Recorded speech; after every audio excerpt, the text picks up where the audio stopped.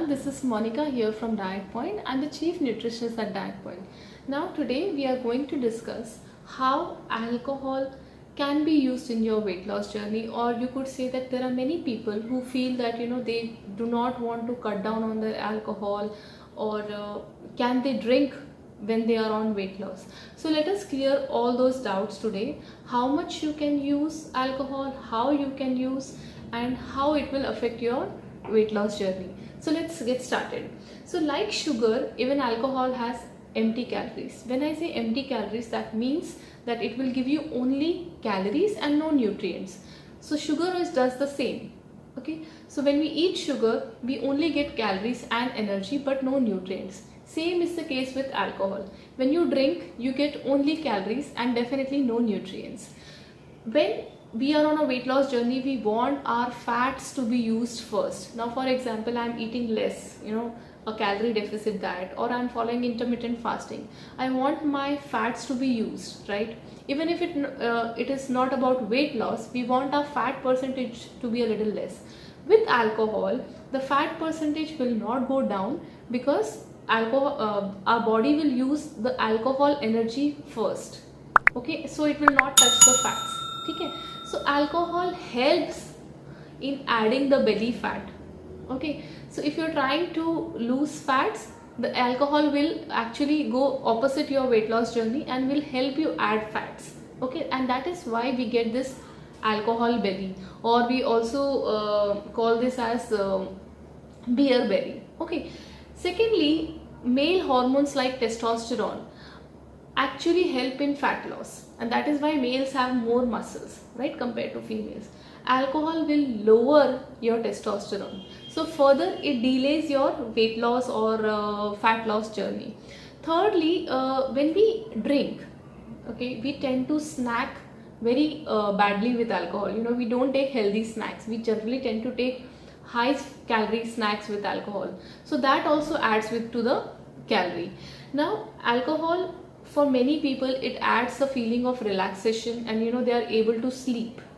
But in the long run, for instance, if you are used to 2 glasses of alcohol every day, so initially you would be able to sleep with 2 glasses, but later on you would require 3, then you would require 3.5, then you require 4. So basically the quantity keeps increasing.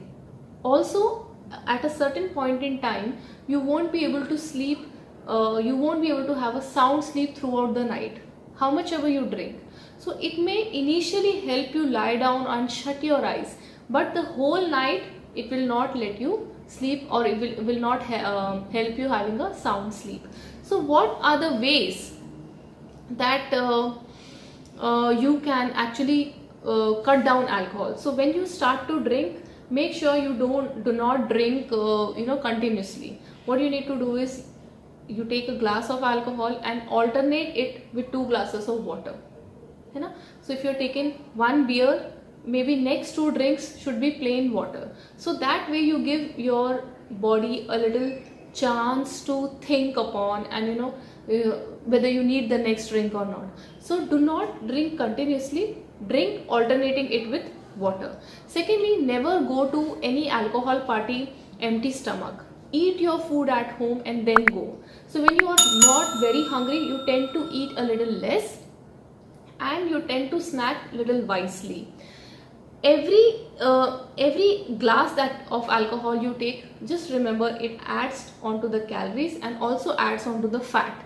Now a 50 ml liquor is actually equivalent to 2 sausages, okay, in calories. So 2 sausages and 50 ml drink is same in calories but still not in nutrients. 1 pint of beer is equal to 4 slices of pizza.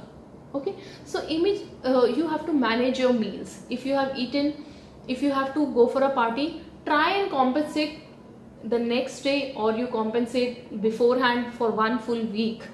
Then you will realize, say for example, 1 pina colada is around 400 calories, which is like your full meal. 1 roti sabzi dal chawal is around 400 calories. So 1 pina colada will go around 400 calories. A glass of wine, which everybody feels is healthy and you should have wine, so it's not that way.